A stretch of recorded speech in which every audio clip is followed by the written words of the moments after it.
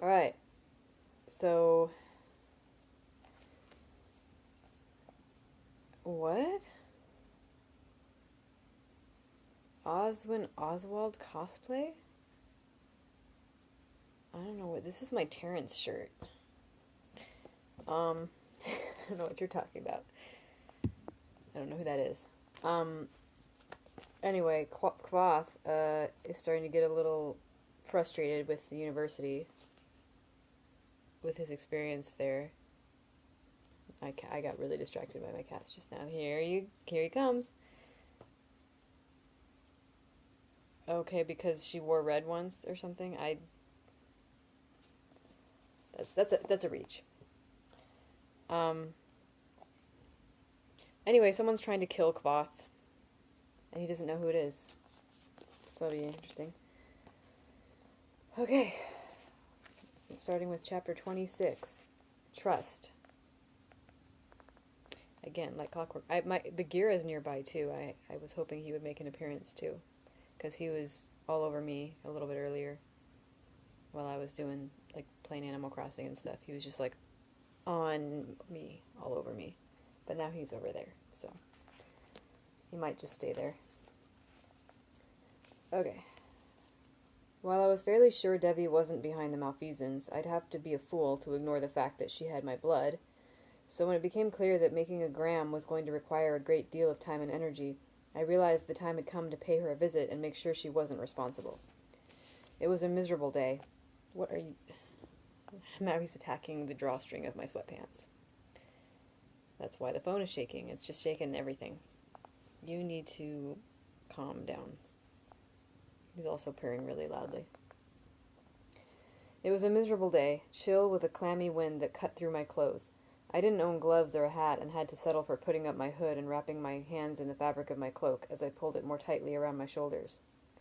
As I crossed Stonebridge, a new thought occurred to me. Maybe someone had stolen my blood from Devi. That made better sense than anything else. I needed to make sure the bottle with my blood was safe. If she still had it, and it hadn't been tampered with, I'd know she wasn't involved. I made my way to the western edge of Imra, where I stopped at a tavern to buy a small beer and warm myself by their fire. Then I walked through the now familiar alley and up the narrow staircase behind the butcher's shop. Despite the chill and recent rain, the smell of rancid fat still hung in the air. I took a deep breath and knocked on the door. It opened after a minute, then Debbie's face peered through a narrow crack in the door. "Well, hello," she said. "Are you here for business or pleasure?" "Business, mostly," I admitted. "Pity." She opened the door wider. As I came into the room, I tripped on the threshold, stumbling clumsily into her and resting one hand briefly on her shoulder as I steadied myself. "Sorry," I said, embarrassed. "You look like hell," she said as she bolted the door. "I hope you're not looking for more money. I don't lend to folks who look like they're coming off a 3-day drunk." I settled warily into a chair. "I brought back your book," I said, bringing it out from under my cloak and laying it on her desk. She nodded at it, smiling a bit. "What did you think of good old Malkath?" "Dry, wordy, boring." "There weren't any pictures either," she said dryly. "But that's beside the point." "His theories about perception as an active force were interesting," I admitted, "but he writes like he's afraid someone might actually understand him." Devi nodded, her mouth pursed. "That's about what I thought too." She reached across the desk and slid the book closer to herself. "What did you think about the chapter on proprioception?" "He seemed to be arguing from a deep well of ignorance," I said. "I've met people in the Medica with amputated limbs. I don't think Melkath ever has." I watched her for some sign of guilt, but some indication she'd been practicing malfeasance against me. But there was nothing. She seemed perfectly normal, cheery, and sharp-tongued as ever. But I had grown up among actors. I know how many ways there are to hide your true feelings. Debbie made an exaggerated frown. "You look so serious over there. What are you thinking?" "I had a couple questions," I said evasively. I wasn't looking forward to this. "Not about Malkath."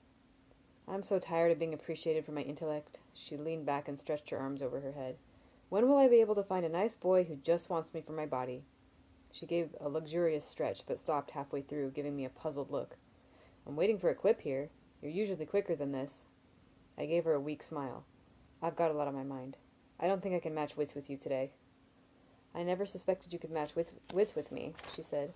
"But I do like a little banter now and then." She leaned forward and folded her hands on the top of the desk. "What sort of questions?" Did you do much sigildry in the university? Personal questions. She raised an eyebrow. No, I didn't care for it. Too much fiddling around for my taste. You don't seem to be the sort of woman who'd mind a little fiddling around, I said, managing a weak smile. That's more like it, she said with approval. I knew you had it in you. I don't suppose you have any books on advanced sigildry, I asked. The sort of things they don't allow a Relar access to? Devi shook her head. No. I've got some nice alchemical texts, though. Stuff you'd never find in your precious archives. Bitterness was thick in her voice when she said the last word. That's when it all came together in my head. Devi wouldn't ever be so careless as to let someone steal my blood. She wouldn't sell it to turn a quick profit. She didn't need the money. She didn't have a grudge against me. But Devi would sell her eye teeth to get into the archives. It's funny you should mention alchemy, I said calmly as possible. Have you ever heard of something called a plumb bob? I've heard of it, she said easily. Nasty little thing. I think I have the formula. She turned in her seat a little, facing toward the shelf. You interested in seeing it? Her face didn't betray her, but with enough practice, anyone can control their face. Her body language didn't give her away either. There was only the slightest tension in her shoulders, only a hint of hesitation. It was her eyes. When I mentioned the plumb bob, I saw a flicker there. Not just recognition. Guilt.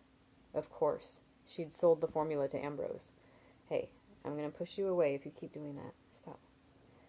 And why wouldn't she? Ambrose was a high-ranking scriv. He could sneak into her archives. He could sneak her into the archives. Hell, with the resources at his disposal, he might not even have to do that.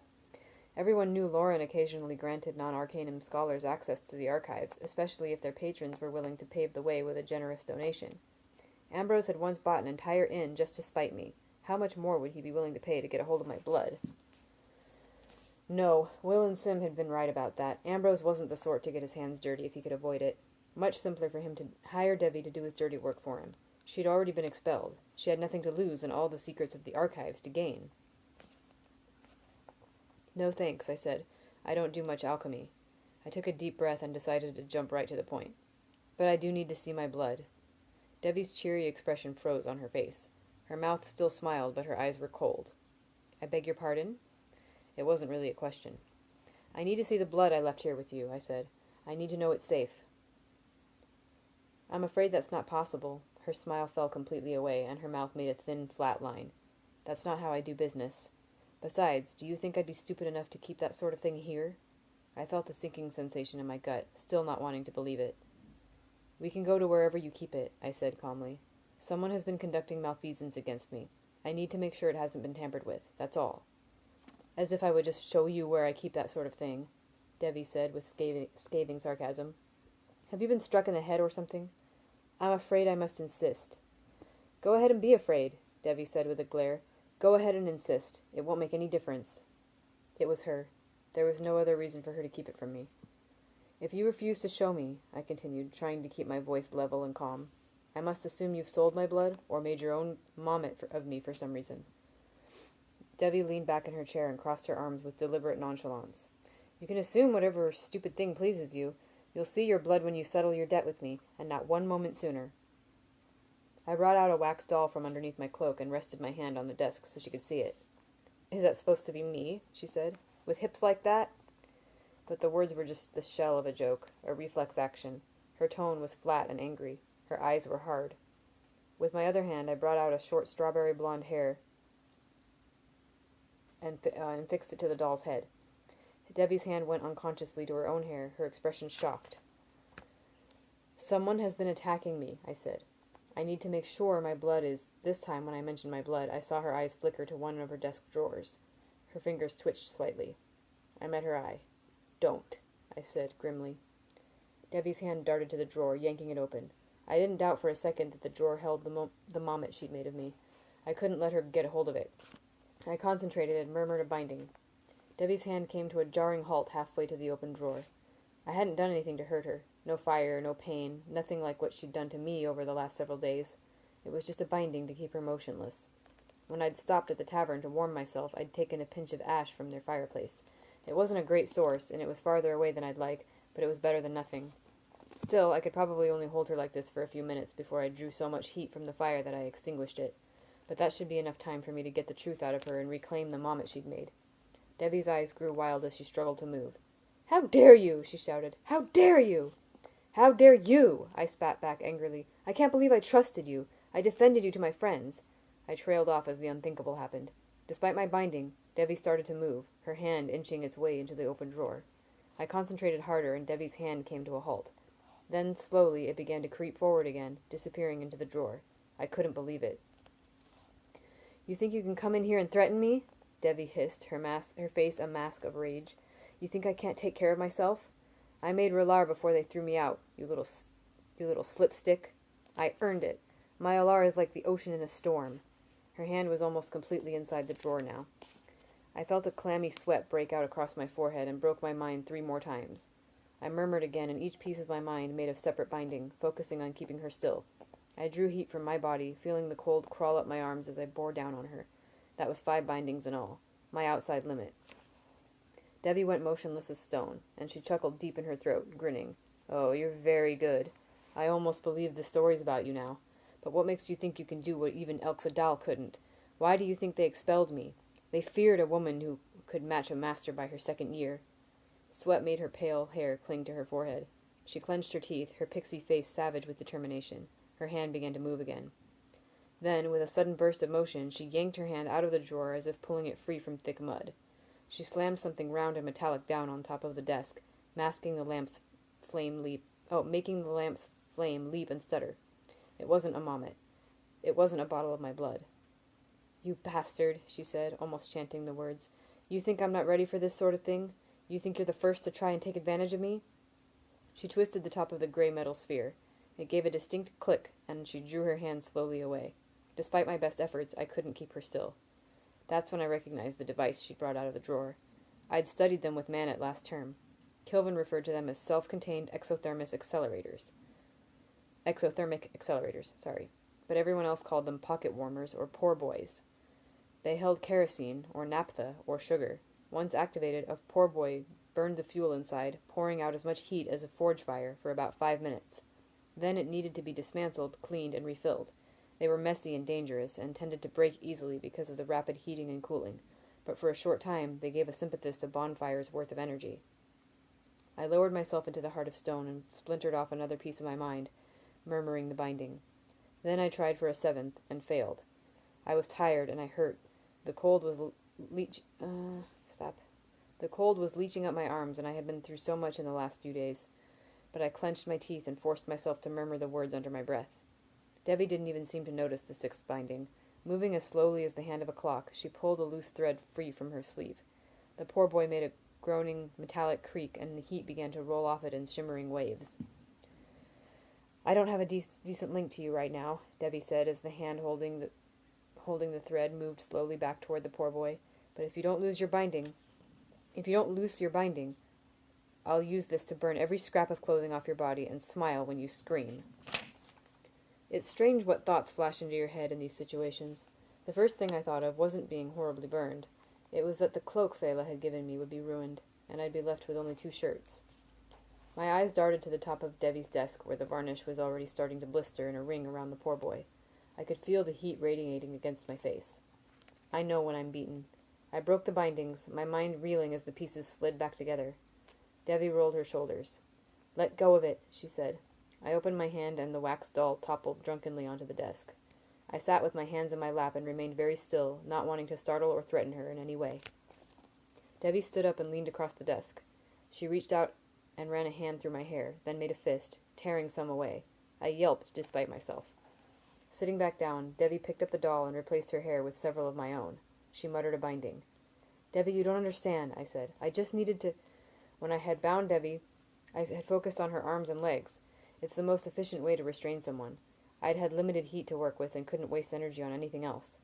But Devi had heat to spare right now, and her binding was like being shut in an iron vice. I couldn't move my arms or legs, or jaw, or tongue. I could barely breathe, only taking tiny, shallow breaths that didn't require any movement of my chest. It was horrifying, like having someone's hand around my heart. "I trusted you." Devi's voice was low and rough, like a fine-toothed surgeon's saw cutting through gristle and bone as it slowly amputated a leg. "I trusted you." She gave me a look that was pure fury and loathing. "I am going to kick you out of here if you don't calm down." "Stop it." God, I'm never wearing these sweatpants again. seriously leave my pants alone, you little creep. Sorry. I actually had someone come here looking to buy your blood. 55 talents. I turned him away. I denied even knowing you because you and I had a business relationship. I stick to the bargains I make. Who? I wanted to shout, but I could only make an inarticulate sound.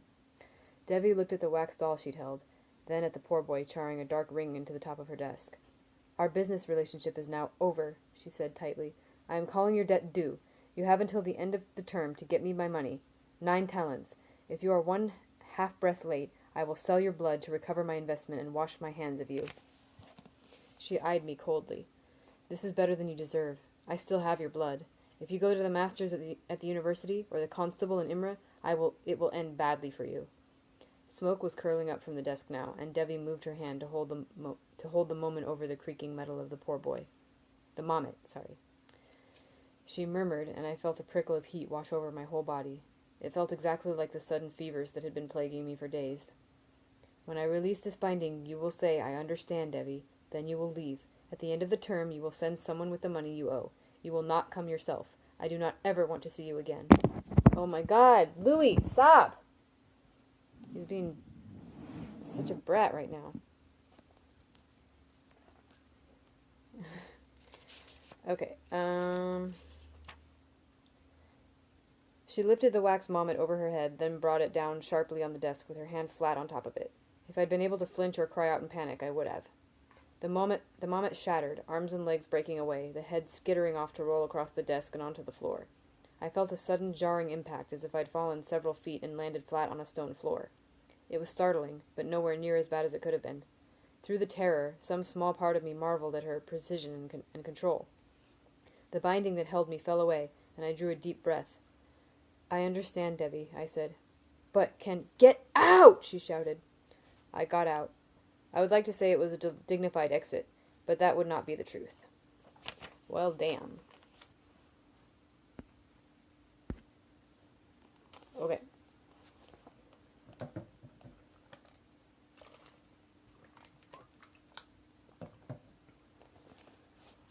He had me convinced it wasn't her. Chapter 27. Pressure. Will and Sim were waiting for me in the back corner of Anchor's. I brought over 2 mugs of beer and a tray laden with fresh bread and butter, cheese and fruit, and bowls of hot soup, thick with beef and turnip. Willem rubbed one eye with the palm of his hand. He looked a little peaked under his dark sealdish complexion, but other than that he didn't seem much the worse for 3 nights of short sleep. What's the occasion? I just want to help you to keep your energy up, I said. Way ahead of you, Sim said. I had a refreshing nap during my sublimation lecture.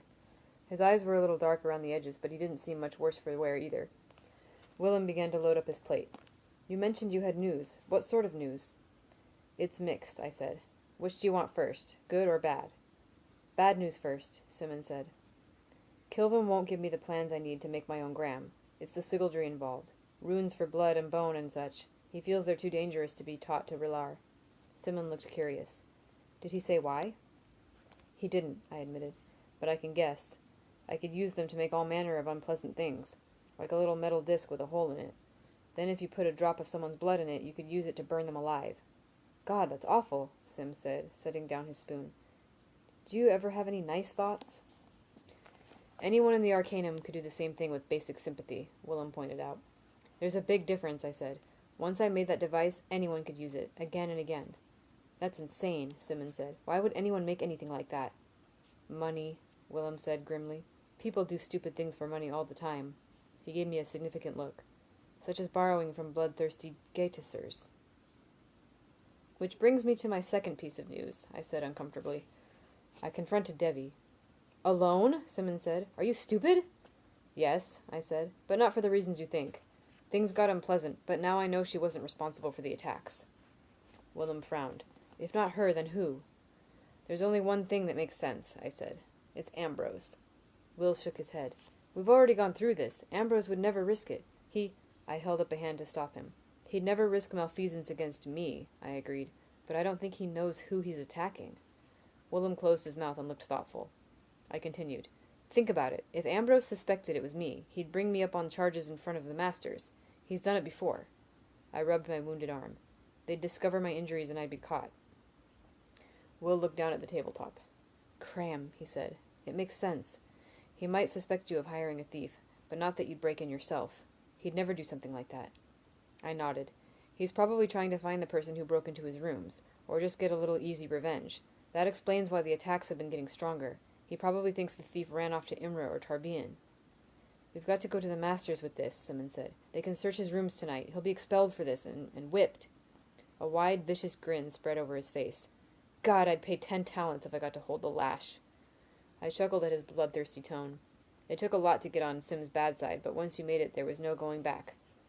We can't, Sim. Sim gave me a look of sheer disbelief. You can't be serious. He can't get away with this. I'd get expelled for breaking into his rooms in the first place. Conduct unbecoming. They wouldn't expel you for that, Sim said, but his voice was far from certain. I'm not willing to take the risk, I said. Hem hates me. Brandier follows Hem's lead. I'm still in Lauren's bad books. And somehow he still finds the strength to pun, Willem muttered. That's 3 votes against me right there. I think you don't give Lauren enough credit, Willem said. But you're right, they'd expel you. If for no other reason, they'd do it to smooth... Sorry, my lights flickered. Okay, I'm back. God. Something's going on with my power. Okay. Oh yeah, my power just went out. I just heard one of my computers restarting. Cool. And so hope you guys didn't lose me.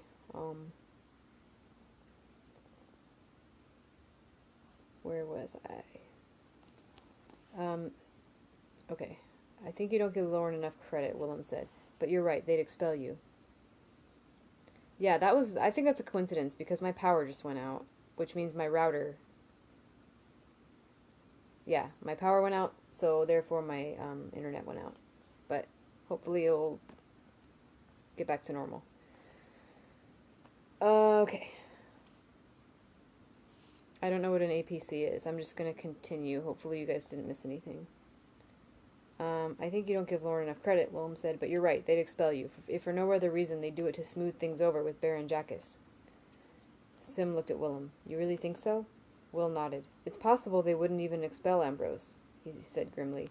He's Hem's favorite, and the masters know the troubles his father could make for the university. Will snorted. Think of the trouble Ambrose could make when he inherits. Willem lowered his eyes and shook his head. I'm with Cloth on this one, Sim. Sim gave a great, weary sigh. Wonderful, he said. Then he looked up at me with narrow eyes. I told you, he said. I told you to leave Ambrose alone from the very beginning. Getting into a fight with him is like stepping into a bear trap. A bear trap, I said thoughtfully. He nodded firmly. Your foot goes in easy enough, but you're never getting it out again. A bear trap, I repeated. That's exactly what I need. Willem chuckled darkly. I'm serious, I said. Where can I get a bear trap? Will and Sim looked at me strangely, and I decided not to push my luck. Just a joke, I lied, not wanting to complicate things any further. I could find one on my own. We need to be sure it's Ambrose, Willem said. I nodded. If he's locked away in his rooms the next few times I'm attacked, that should be evidence enough. The conversation lapsed a bit, and for a couple of minutes we ate quietly, each of us tangled in his own thoughts. Okay, Simmons said, seeming to have reached some conclusion.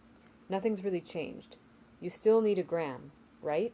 He looked at Will, who nodded, then back to me. Now hurry up with the good news before I kill myself. I smiled. Fela has agreed to help me search the archives for the schema. I gestured toward the 2 of them. If the 2 of you care to join us, it will mean long, grueling hours in close contact with the most beautiful woman this side of the Omethi River. I might be able to spare some time, Willem said casually. Simon grinned. Thus began our search of the archives. Surprisingly, it was fun at first, almost like a game. The 4 of us would scatter to different sections of the archives, then return and comb through the books as a group. We spent hours chatting and joking, enjoying the challenge and one another's company.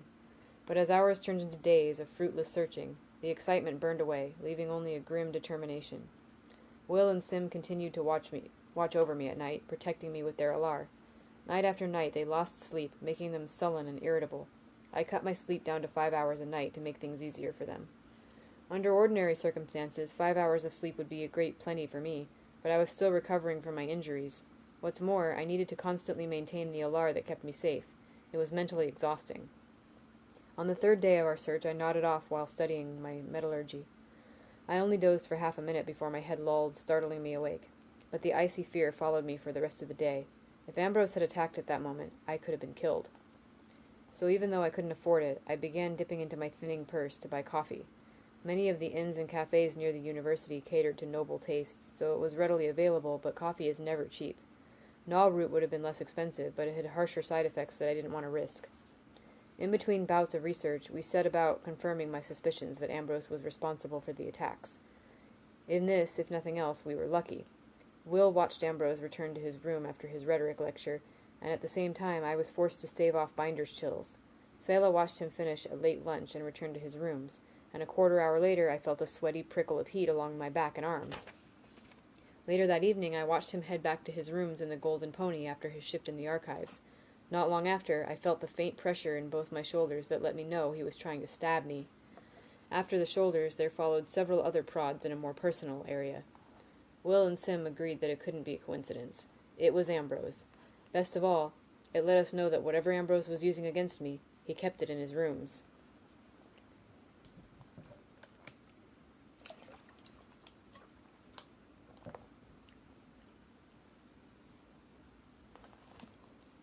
I'm assuming everything's going okay with the video, or else I would hear from you guys in a comment. So I'm going to keep going. Chapter 28, Kindling. The attacks weren't particularly frequent, but they came with no warning. On the 5th day after we started searching for the schema, when Ambrose must have been feeling particularly cussed or bored, there were 8 of them. 1 as I was waking up in Willem's room, 2 during lunch, 2 while I was studying physiognomy in the Medica, then 3 in quick succession while I was cold-smithing iron in the fishery. The next day there were no attacks at all. In some ways that was worse. Nothing but hours of waiting for the other shoe to drop. Okay, good. Glad the video's working. So I learned to maintain an iron-hard alar as I ate and bathed, as I attended class and had conversations with my teachers and friends. I even maintained it while dueling in adept sympathy. On the 7th day of our search, this distraction and my general exhaustion led to my first defeat at the hands of 2 of my classmates, ending my perfect string of undefeated duels. I could say that I was too weary to care, but that wouldn't be entirely true. On the 9th day of our search, Willem, Simon, and I were combing through books in our reading hole when the door opened and Phyllis slipped inside. She was carrying a single book instead of her usual armload. She was breathing heavily. "I've got it," she said, her eyes bright. Her voice was so excited it was almost fierce. "I found a copy." She thrust the book out at us so we could read the gold leaf on the thick leather spine. Facci Moen ve Scrivani. We had learned about the Scrivani earlier in our research. It was an extensive collection of schemata by a long-dead artificer named Surther, 12 thick volumes of detailed diagrams and descriptions. When we found the index, we had thought our search was nearly finished, as it listed diagrams detailing the construction of a marvelous 5-gram, proven most efficacious in the preventing of maleficent sympathy. Sorry, the spelling was really old-timey in these, so I'm trying to pronounce them correctly. Location, Volume 9, page 82. We tracked down 8 versions of the Scrivani at the archives, but we never found the whole set. Volumes 7, 9, and 11 were always missing, no doubt tucked away in Kilvin's private library. We'd spent 2 entire days searching before finally giving up on the Scrivani, but now Fela had found it, not just a piece to the puzzle, but the whole thing. "Is it the right one?" Simon asked, his voice a mixture of excitement and disbelief. Fela slowly removed her hand from the lower binding, revealing in bright gold, 9. I scrambled up out of my chair, almost knocking it over in my rush to get to her, but she smiled and held the book high over her head. "First, you have to promise me dinner," she said. I laughed and reached for the book. "Once this is over, I'll take everyone to dinner." She sighed. "And you have to tell me I'm the best scriv ever." "You're the best scriv ever," I said. "You're twice as good as Will could ever be, even if he had a dozen hands and 100 extra eyes." "Ich," she handed me the book. "Here you go." I hurried to the table and cracked the book open. "The pages will be missing, or something like that," Simon said in a low voice to Will. "It can't be this easy after all this time. I know something's going to spike our wheel." I stopped turning pages and rubbed my eyes. I squinted at the writing. "I knew it," Sim said. He leaned his chair back on 2 legs, covering his tired eyes with his hands. Let me guess, it's got the grey rot, or bookworm, or both. Fela stepped close and looked over my shoulder. Oh no, she said mournfully. I didn't even look. I was so excited. She looked up at us. Do any of you read Eld Vintic? I read the chittering gibberish you people call Alturin, Willem said sourly. I consider myself sufficiently multilingual. Only a smattering, I said, a few dozen words. I can, Sim said. Really? I felt hope rising in my chest again. When did you pick that up? That's when it cut off for me. Sim scooted his chair across the floor until he could look at the book. My first term as an Elir, I heard some Eld Vintic poetry. I studied it for 3 terms with the Chancellor. I've never cared for poetry, I said. Your loss, Sim said absently as he turned a few pages. Eld Vintic poetry is thunderous. It pounds at you. What's the meter like? I asked, curious despite myself. I don't know anything about meter, Simon said distractedly as he ran a finger down the page in front of him. It's like this. Sought we the Scrivani, word work of Suthor. Long lost in ledger, all hope forgotten. Yet fast found for friendship, fair the book-bringer. Hot comes the huntress, Fela flushed with finding, breathless her breast, her high blood rising, to ripen the red cheek, rouge bloom of beauty. That sort of thing, Simon said absently, his eyes still scanning the pages in front of him. I saw Fela turn her head to look at Simon, almost as if she were surprised to see him sitting there. No, it was almost as if up until that point he'd just been occupying space around her like a piece of furniture. But this time, when she looked at him, she took all of him in. His sandy hair, the line of his jaw, the span of his shoulders beneath his shirt. This time when she looked, she actually saw him. Let me say this. It was worth the whole awful, irritating time spent searching the archives just to watch that moment happen. It was worth blood and the fear of death to see her fall in love with him. Just a little.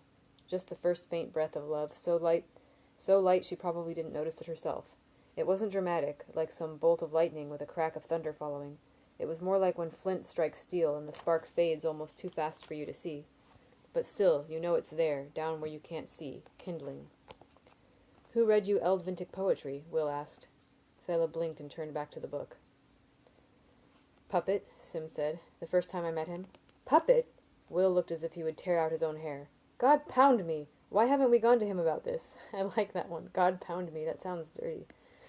If there's an Alturan translation of this book, he'll know where it is. I thought the same thing 100 times these last few days, Simon said, but he hasn't been doing well lately. He wouldn't be much help. And Puppet knows what's on the restricted list, Fela said. I doubt he'd just hand something like that over. Does everyone know this Puppet person except for me? I asked. Scrivs do, Willem said.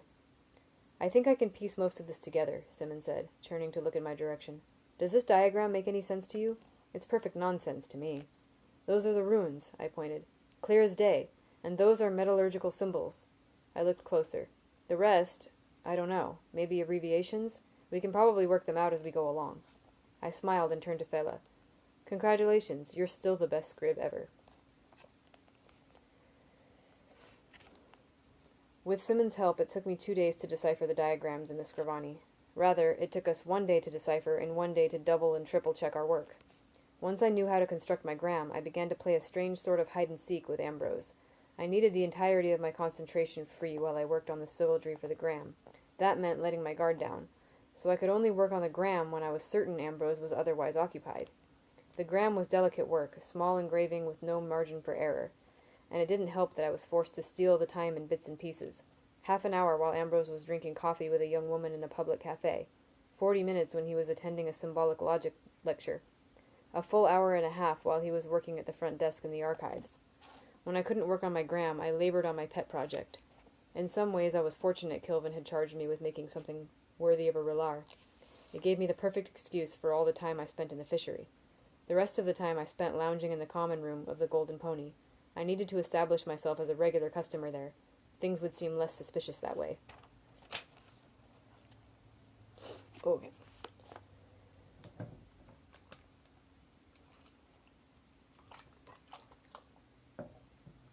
Chapter 29. Stolen. Every night I retired to my tiny garret room in Anchors. Then I would lock the door, climb out the window, and slip into either Will or Sim's room, depending on who was keeping first watch over me that night. Bad as things were, I knew they would become infinitely worse if Ambrose realized I was the one who had broken into his rooms. While my injuries were healing, they were still more than enough to incriminate me. So I worked hard to keep up the appearance of normality. Thus it was that late one night I trudged into Anchor's with all the nimble vigor of a shambleman. I made a weak attempt at small talk with Anchor's new serving girl, then grabbed half a loaf of bread before disappearing up the stairs. A minute later I was back in the tap room. I was covered in a panicked sweat. My heart was thundering in my ears. The girl looked up. "You change your mind about that drink, then?" She smiled. I shook my head so quickly my hair whipped around my face. "Did I leave my lute down here last night after I finished playing?" I asked frantically. She shook her head. "You carried it off, same as always. Remember I asked you if you needed a bit of string to hold the case together?"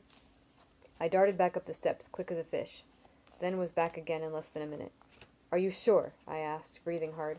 "Could you look behind the bar, just to be sure?" She looked, but the lute wasn't there. It wasn't in the pantry either, or the kitchen. I climbed the stairs and opened the door to my tiny room. There weren't many places a lute case could fit in a room that was that size. It wasn't under the bed. It wasn't leaning on the wall next to my small desk. It wasn't behind the door. The lute case was too large to fit in the old trunk by the foot of the bed, but I looked anyway. It wasn't in the trunk. I looked under the bed again, just to be sure. It wasn't under the bed. Then I looked at the window. At the simple latch I kept well oiled so I could trip it while standing on the roof outside. I looked behind the door again. The lute wasn't behind the door. Then I sat on the bed. If I had been weary before, then I was something else entirely now. I felt like I was made of wet paper. I felt like I could barely breathe, like someone had stolen my heart out of my chest. Let's see. That was... Just seeing if we should maybe do one more.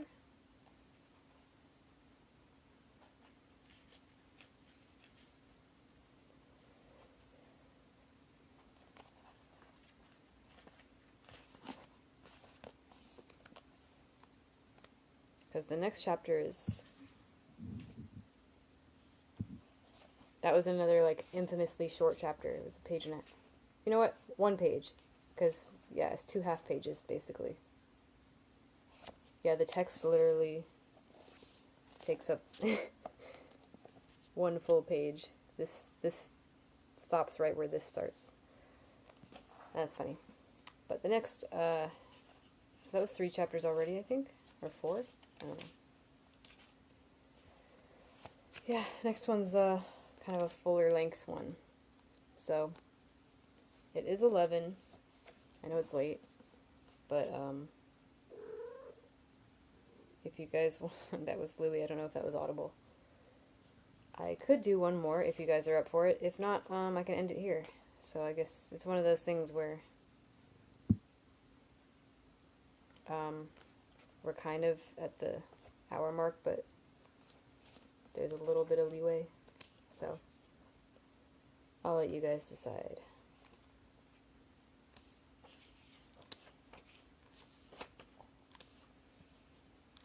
Eric can keep going.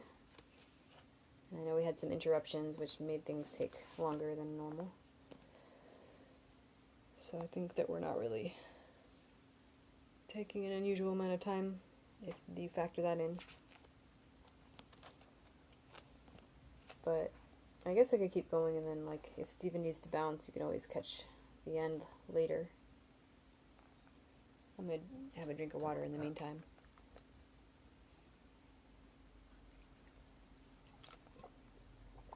Alright, let's do one more. Let's get to making a nice round number. Chapter 30. More Than Salt. Today, Elodin said brightly, we will talk about things that cannot be talked about. Specifically, we will discuss why some things cannot be discussed. I sighed and set down my pencil. Every day I hoped this class would be the one where Elodin actually taught us something. Every day I brought a hardback and one of my few precious pieces of paper, ready to take advantage of the moment of clarity. Every day some part of me expected Elodin to laugh and admit he'd just been testing our resolve with his endless nonsense. And every day I was disappointed.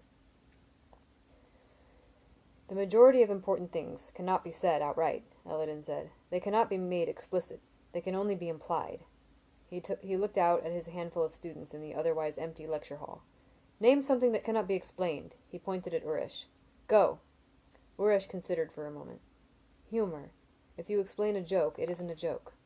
Elodin nodded, then pointed at Fenton. Naming? Fenton asked. That is a cheap answer, Relar, Elodin said with a hint of reproach. But you correctly anticipate the theme of my lecture, so we will let it slide. He pointed at me. There isn't anything that can't be explained, I said firmly. If something can be understood, it can be explained. A person might not be able to do a good job of explaining it, but that just means it's hard, not that it's impossible. Elodin held up a finger. Not hard or impossible, merely pointless. Some things can only be inferred. He gave me an infuriating smile. By the way, your answer should have been music. Music explains itself, I said. It is the road, and it is the map that shows the road. It is both together. But can you explain how music works? Elodin asked. Of course, I said, though I wasn't sure of any such thing. Can you explain how music works without using music? That brought me up short. While I was trying to think of a response, Elodin turned to Fela. Love? She asked. Elodin raised an eyebrow as if mildly scandalized by this, then nodded approvingly. Hold on a moment, I said. We're not done. I don't know if I could explain music without using it, but that's beside the point. That's not explanation, it's translation. Elodin's face lit up. That's it exactly, he said. Translation. All explicit knowledge is translated knowledge, and all translation is imperfect. So all explicit knowledge is imperfect? I asked. Tell Master Brander geometry is subjective. I'd love to watch that discussion. Not all knowledge, Elodin admitted, but most. Prove it, I said. You can't prove non-existence, Uresh interjected in a matter-of-fact way. He sounded exasperated. Flawed logic. I ground my teeth at that. If it was flawed logic, I never would have made that mistake. What? Oh, it was flawed logic. I never would have made that mistake if I'd been better rested. Demonstrate it then, I said. Fine, fine. Elodin walked over to where Fela sat. We'll use Fela's example. He took her hand and pulled her to her feet, motioning me to follow. I came reluctantly to my feet as well, and Elodin arranged the two of us so we stood facing each other in profile to the class. Here we have two lovely young people, he said. Their eyes meet across the room. Elodin pushed my shoulder, and I stumbled forward half a step. He says hello. She says hello. She smiles. He shifts uneasily from foot to foot. I stopped doing just that, and there was a faint murmur of laughter from the others. There is something ephemeral in the air, Elodin said, moving to stand behind Fela. He put his hands on her shoulders, leaning close to her ear. She loves the lines of him, he said softly. She is curious about the shape of his mouth. She wonders if this could be the one, if she could unclasp the secret pieces of her heart to him. Fela looked down, her cheeks flushing a bright scarlet. Elodin stalked around to stand behind me. Kvothe looks at her, and for the first time he understands the impulse that first drove men to paint, to sculpt, to sing. He circled us again, eventually standing between us like a priest about to perform a wedding. There exists between them something tenuous and delicate. They can both feel it, like static in the air, faint as frost. He looked me full in the face, his dark eyes serious. Now, what do you do? I looked back at him, utterly lost. If there was one thing I knew less about than naming, it was courting women. There are 3 paths here, Elodin said to the class. He held up one finger. First, our young lovers can try to express what they feel. They can try to play the half-heard song in their hearts. One more time. They can try to play the half-heard song their hearts are singing. Elodin paused for effect. This is the path of the honest fool, and it will go badly. This thing between you is too tremulous for talk. It is a spark so faint that even the most careful breath might snuff it out. Master Namer shook his head. Even if you are clever and have a way with words, you are doomed in this, because while your mouths might speak the same language, your hearts do not. He looked at me intently. This is an issue of translation. Elodin held up 2 fingers. The second path is more careful. You talk of small things, the weather, a familiar play. You spend time in company. You hold hands. In doing so, you slowly learn the secret meanings of each other's words. This way, when the time comes, you can speak with subtle meaning underneath your words, so there is understanding on both sides. Elodin made a sweeping gesture toward me. Then there's the third path, the path of Kvothe. He strode to stand shoulder to shoulder with me, facing Fela. You sense something between you, something wonderful and delicate. He gave a romantic, lovelorn sigh. And because you desire certainty in all things, you decide to force the issue. You take the shortest route. Simplest is best, you think. Eldon extended his own hands and made wild, grasping motions in Fela's direction. "So you reach out and you grab this young woman's breasts." There was a burst of startled laughter from everyone except Fela and myself. I scowled. She crossed her arms in front of her chest, and her flesh spread down her neck until it was hidden by her shirt. This is super inappropriate. Eldon turned his back to her and looked me in the eye. "Relar Quoth," he said seriously, "I am trying to wake your sleeping mind to the subtle language the world is whispering. I am trying to seduce you into understanding. I am trying to teach you." He leaned forward until his face was almost touching mine. "Quit grabbing at my tits." I left Eldon's class in a foul mood. Though, to be honest, my mood of the last few days had been nothing but different variations of foul. I tried to hide it from my friends, but I was starting to crack under the weight of it all. It was the loss of my loot that had done it. Everything else I'd been able to take in stride. The stinging burn across my chest, the constant ache in my knees, the lack of sleep, the persistent fear that I might let my alar slip at the wrong moment and I'd suddenly start vomiting blood. I had been coping with it all, my desperate poverty, my frustration with Eldon's class, even the new undertow of anxiety that came from knowing Devi was waiting on the other side of the river with a heart full of rage, 3 drops of my blood, and an alar like the ocean in a storm. But the loss of my loot was too much. It wasn't just that I needed it to earn my room and board at Anchor's. It wasn't just that my loot was the linchpin of my ability to make a living if I was forced out of the university. No, the simple fact was that, with my music, I could cope with the rest. My music was the glue that held me together. Only 2 days without it, and I was falling apart. After Eldon's class, I couldn't bear the thought of more hours hunched over a work table in the fishery. My hands ached at the thought of it, and my eyes were gritty with lack of sleep. So instead, I wandered back to Anchor's for an early lunch. I must have looked fairly pitiful, because he brought me out a double rasher of bacon with my soup, and a short beer besides. "How did your dinner go, if you don't mind my asking?" Anchor asked, leaning against the bar. I looked up at him. "Beg your pardon?" With your young lady," he said. "I'm not one to pry, but the runner just dropped it off. I had to read it to see who it was for." I gave Anchor my blankest look. Anchor gave me a puzzled look, then frowned. "Didn't Laurel give you your note?" I shook my head, and Anchor cursed bitterly. "I swear, some days the light should shine straight through that girl's head." He began to rummage around behind the bar. "Runner dropped off a note for you day before yesterday. I told her to give it to you when you got in. Here it is." He held up a damp and rather draggled piece of paper and handed it to me. It read, "Quoth, I am back in town and would greatly enjoy the company of a charming gentleman at dinner tonight. Sadly, there are none available. Would you care to join me at the Split Stave? Expectantly yours, D." My spirits rose a little. Notes from Denna were a rare treat, and she'd never invited me to dinner before. While I was angry that I'd missed her, knowing she was back in town and eager to see me lifted my spirits considerably. I wolfed down my lunch and decided to skip my Siaru lecture in favor of a trip to Imre. I hadn't seen Denna in more than a span, and spending time with her was the only thing I could think of that might improve my mood. My enthusiasm dampened a bit as I made my way over the river.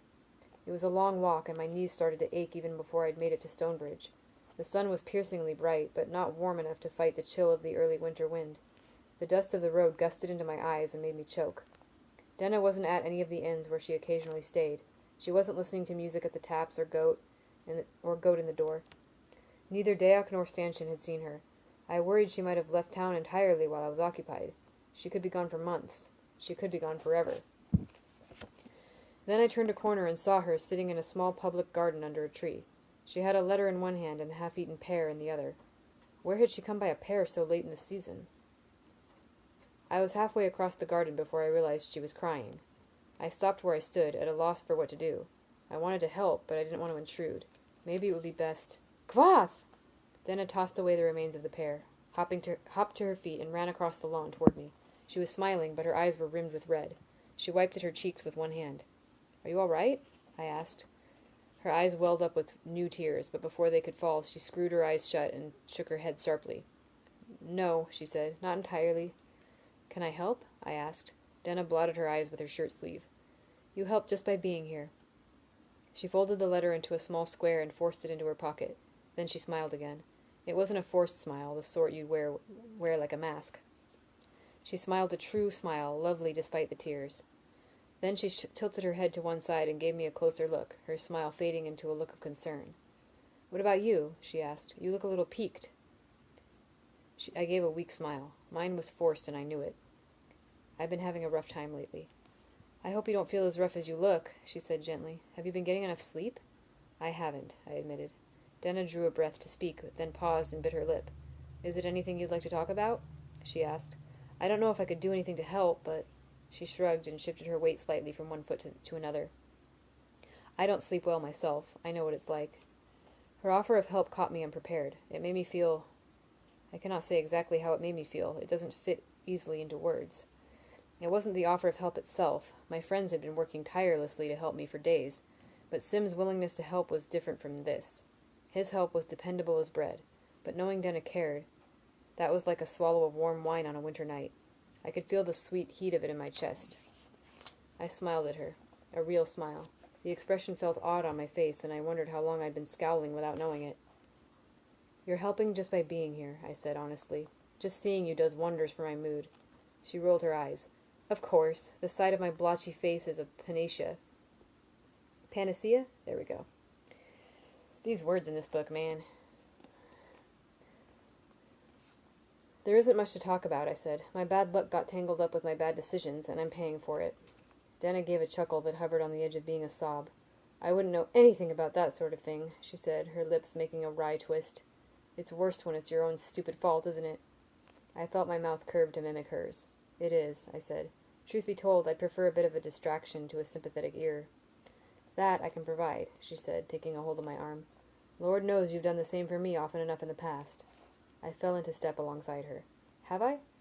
Endlessly, she said. It's easy to forget when you're around. She stopped walking for a moment, and I had to stop too, as she linked her arm in mine. That's not right. I mean to say, when you're around, it's easy to forget. Forget what? Everything, she said, and for a moment her voice wasn't quite as playful. All the bad parts of my life, who I am. It's nice to be able to take a vacation from myself every once in a while. You help with that. You're my safe harbor in an endless stormy sea. I chuckled. Am I? You are, she said easily. You are my shady willow on a sunny day. You, I said, are sweet music in a distant room. That's good, she said. You are unexpected cake on a rainy afternoon. You're the poultice that draws the poison from my heart, I said. Denna looked uncertain. I don't know about that one.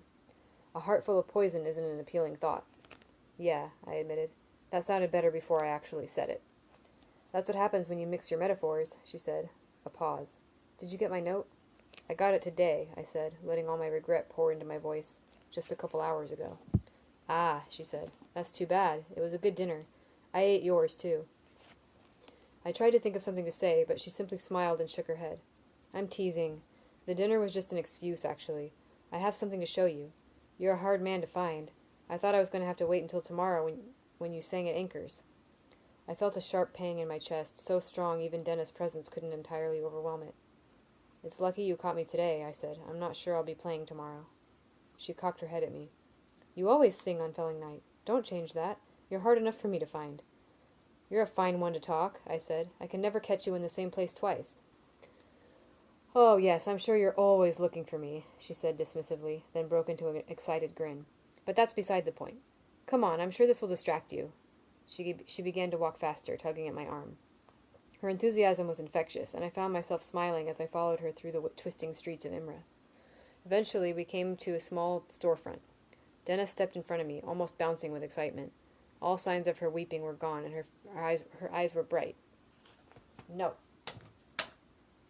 Sorry, disciplining my cats. She put her cool hands over my face. Close your eyes, she said. It's a surprise.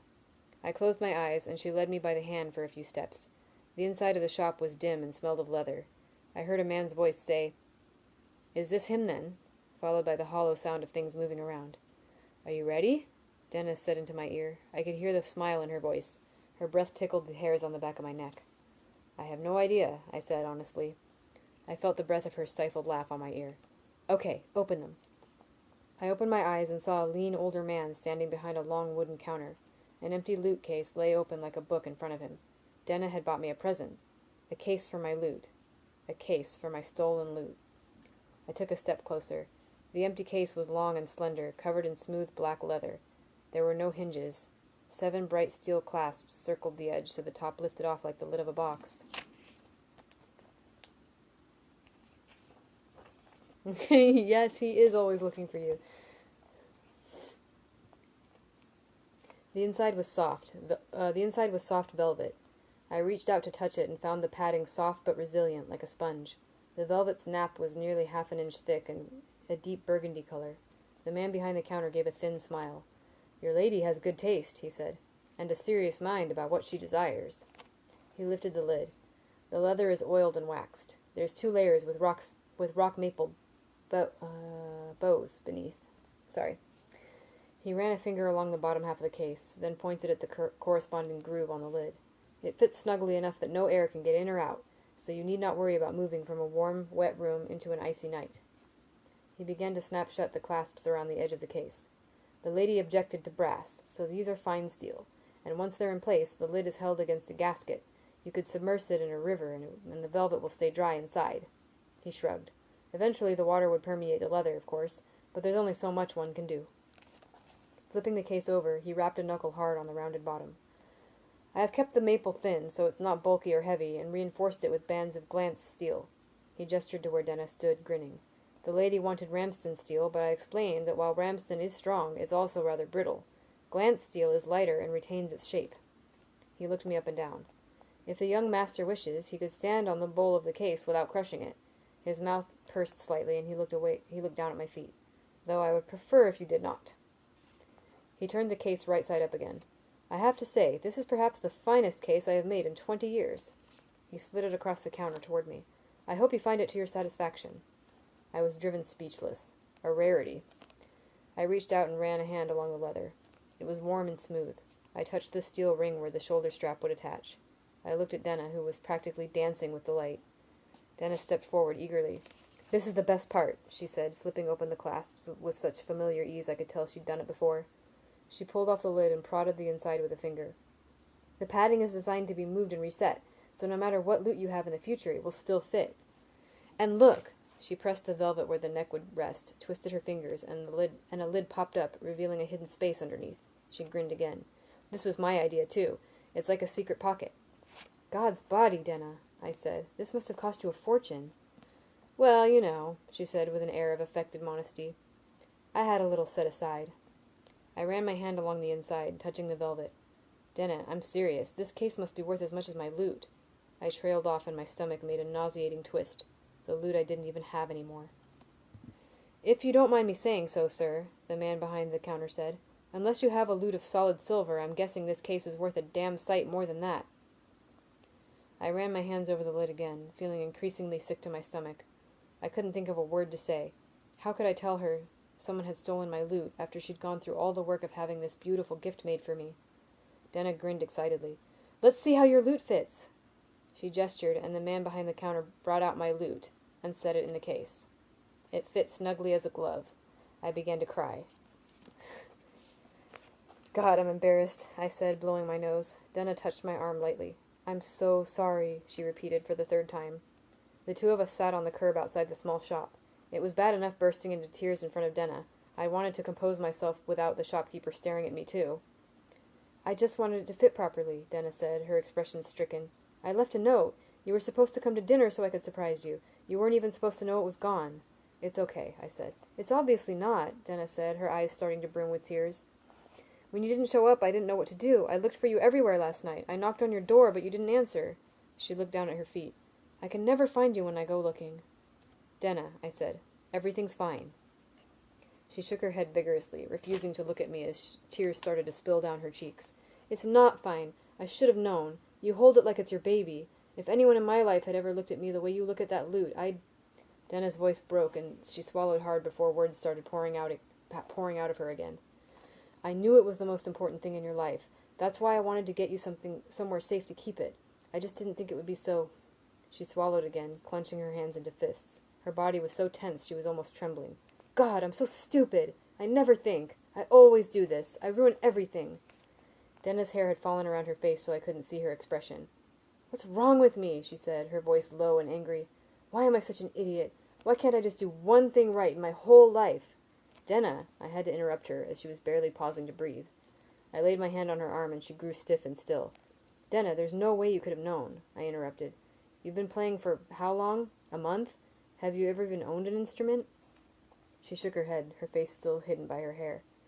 I had that lyre, she said softly, but only for a few days before the fire. She looked up at last, her expression pure misery. Her eyes and nose were red. This happens all the time. I try to do something good, but it gets all tangled up. She gave me a wretched look.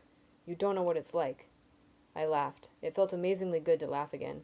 It boiled up from deep in my belly and burst out of my throat like notes from a golden horn. That laugh alone was worth 3 hot meals and 20 hours of sleep. I know exactly what it's like, I said, feeling the bruises on my knees and the pull of half-healed scars along my back. I considered telling her how much of a mess I'd made of retrieving her ring, then decided it probably wouldn't help her mood if I explained how Ambrose was trying to kill me. Denna, I am the king of good ideas gone terribly wrong. She smiled at that, sniffing and rubbing at her eyes with a sleeve. We're a lovely couple of weepy idiots, aren't we? We are, I said. I'm sorry, she said again, her smile fading. I just wanted to do something nice for you, but I'm no good at these things. I took hold of Denna's hand in both of mine and kissed it. Denna, I said with perfect honesty, this is the kindest thing anyone has ever done for me. She snorted indelicately. Pure truth, I said. You are my bright penny by the roadside. You are worth more than... Why? Why do you do this? Stop it. I'm in the middle of this great thing, and you're ruining it. You're ruining the moment. You are my bright penny by the roadside. You are worth more than salt or the moon on a long night of walking. You are sweet wine in my mouth, a song in my throat, and laughter in my heart. Denna's cheeks flushed, but I rolled on, unconcerned. You are too good for me, I said. You are a luxury I cannot afford. Despite this, I insist you come with me today. I will buy you dinner and spend hours waxing rhapsodic over the vast landscape of wonder that is you. I stood and pulled her to her feet. I will play you music. I will sing you songs. For the rest of the afternoon, the rest of the world cannot touch us. I cocked my head, making it a question. Denna's mouth curved. That sounds nice, she said. I'd like to get away from the world for the space of an afternoon. Hours later, I walked back to the university with a spring in my step. I whistled. I sang. My lute on my shoulder was light as a kiss. The sun was warm and soothing. The breeze was cool. My luck was beginning to change. Famous last words. That's the end of that chapter. Cool. So that was fun. Oh, I need to catch up on these comments, kind of. I caught some of them. Yeah, uh-oh, yeah. I don't trust it. Don't trust it. There's still so much, look how much more there is to the book. Come on, you can't trust it. It's like, and then everything was fine, the end. No. This is like my ride for a loot case. It is. I'm like so invested in all the detail of everything she customized about this case. It's awesome. It made me like wish that you could do that in real life. You could just like go to a store where they make customized instrument cases. I want a custom instrument case.